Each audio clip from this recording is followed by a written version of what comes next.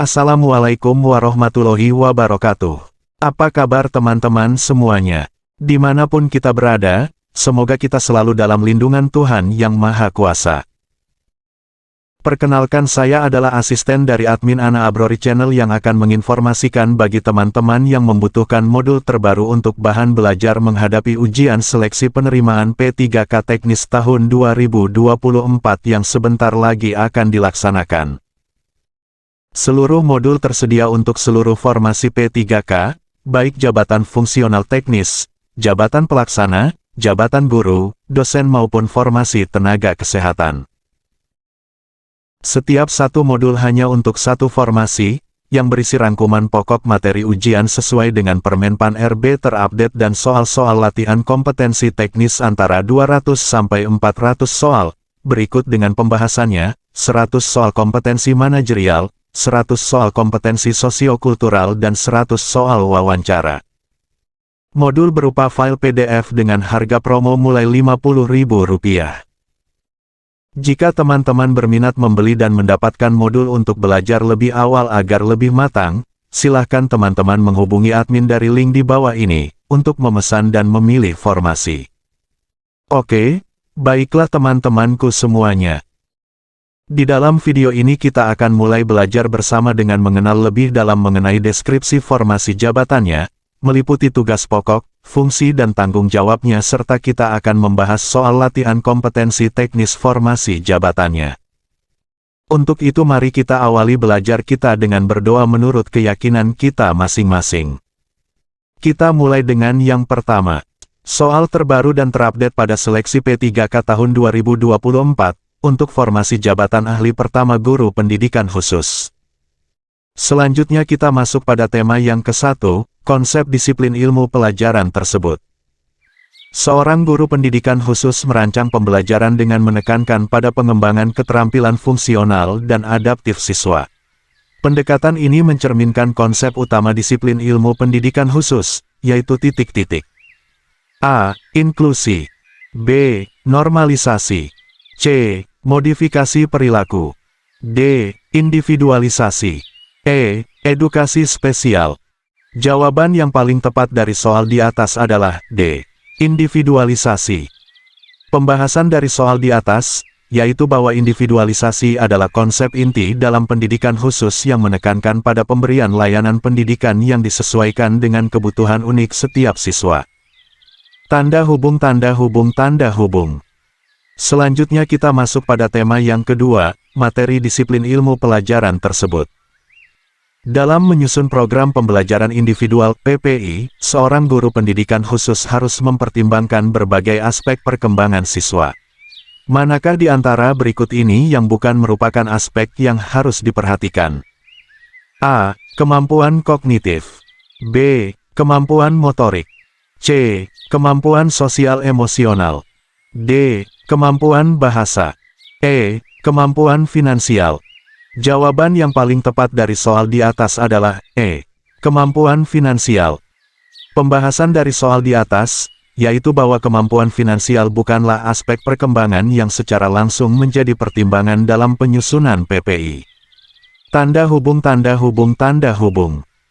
Selanjutnya kita masuk pada tema yang ketiga, hierarki konsep dan materi pelajaran tersebut. Dalam pembelajaran membaca bagi siswa tunagrahita, guru pendidikan khusus memulai dengan pengenalan huruf, kemudian suku kata, kalimat sederhana, hingga paragraf. Pendekatan ini mencerminkan hierarki konsep dan materi pembelajaran yang dikenal dengan istilah titik-titik. A. Scaffolding. B. Discovery learning. C. Task analysis. D. Chaining. E. Prompting.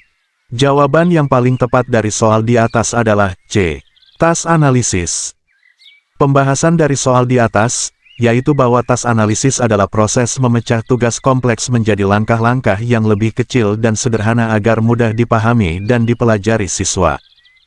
Tanda hubung, tanda hubung, tanda hubung. Selanjutnya kita masuk pada tema yang keempat, prasyarat dari disiplin ilmu pelajaran tersebut. Sebelum merancang intervensi perilaku bagi siswa dengan gangguan spektrum autisme, seorang guru pendidikan khusus harus melakukan asesmen awal. Asesmen ini bertujuan untuk mengidentifikasi titik-titik. A. Fungsi perilaku. B. Tingkat kecerdasan. C. Gaya belajar. D. Minat dan bakat. E. Semua jawaban benar. Jawaban yang paling tepat dari soal di atas adalah A. Fungsi perilaku. Pembahasan dari soal di atas, yaitu bahwa identifikasi fungsi perilaku merupakan prasyarat penting dalam merancang intervensi perilaku yang efektif. Tanda hubung, tanda hubung, tanda hubung. Selanjutnya kita masuk pada tema yang kelima, keterkaitan pelajaran tersebut dengan konsep pelajaran lain. Seorang guru pendidikan khusus berkolaborasi dengan terapis okupasi untuk meningkatkan keterampilan motorik halus siswa tunadaksa. Kolaborasi ini menunjukkan keterkaitan pendidikan khusus dengan disiplin ilmu titik-titik. A. Psikologi. B. Kedokteran. C. Terapi wicara. D. Pekerjaan sosial. E. Terapi okupasi. Jawaban yang paling tepat dari soal di atas adalah E. Terapi okupasi. Pembahasan dari soal di atas, yaitu bahwa terapi okupasi berfokus pada peningkatan partisipasi individu dalam aktivitas sehari-hari, termasuk pengembangan keterampilan motorik. Tanda hubung, tanda hubung, tanda hubung. Selanjutnya kita masuk pada tema yang keenam, konsep-konsep yang berkaitan dengan pelajaran tersebut. Seorang guru pendidikan khusus menggunakan strategi pembelajaran kooperatif untuk meningkatkan kemampuan sosial siswa tunarungu. Strategi ini berkaitan dengan konsep titik-titik. A. Diferensiasi. B. Akselerasi. C. Remedial. D. Inklusi. E. Modifikasi. Jawaban yang paling tepat dari soal di atas adalah D. Inklusi. Pembahasan dari soal di atas, yaitu bahwa pembelajaran kooperatif merupakan salah satu strategi yang mendukung inklusi, yaitu melibatkan siswa dengan kebutuhan khusus dalam kegiatan belajar bersama siswa lainnya. Tanda hubung, tanda hubung, tanda hubung. Selanjutnya kita masuk pada tema yang ketujuh, teori belajar audible. Seorang guru pendidikan khusus menggunakan peta konsep untuk membantu siswa tunanetra memahami hubungan antar konsep dalam pelajaran IPA. Pendekatan ini sejalan dengan teori belajar titik-titik. A. Audible. B. Gagne. C. Piaget. D. Vygotsky.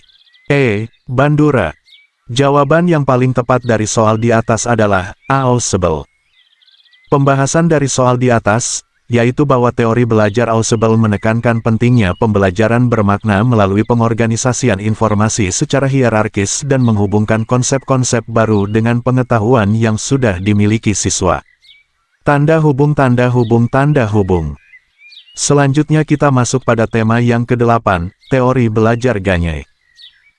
Seorang guru pendidikan khusus memberikan instruksi yang jelas dan terstruktur, diikuti dengan contoh dan latihan terbimbing, sebelum meminta siswa tunagrahita mengerjakan tugas secara mandiri. Pendekatan ini sesuai dengan teori belajar titik-titik. A. Audible. B. Gagne. C. Piaget. D. Vygotsky. E. Bandura. Jawaban yang paling tepat dari soal di atas adalah B. Gagne. Pembahasan dari soal di atas, yaitu bahwa teori belajar Gagne mengidentifikasi 9 tahapan pembelajaran, dimulai dari menarik perhatian siswa hingga memberikan umpan balik. Tanda hubung, tanda hubung, tanda hubung. Selanjutnya kita masuk pada tema yang ke-9, teori belajar Piaget. Seorang guru pendidikan khusus menyediakan berbagai macam alat peraga dan bahan manipulatif untuk membantu siswa tunarungu wicara memahami konsep matematika. Pendekatan ini sejalan dengan teori belajar titik-titik. A. Audible. B. Gagne. C. Piaget. D. Vygotsky. E. Bandura. Jawaban yang paling tepat dari soal di atas adalah C. Piaget. Pembahasan dari soal di atas, yaitu bahwa teori belajar Piaget menekankan pentingnya pengalaman konkret dan interaksi dengan lingkungan dalam proses pembelajaran.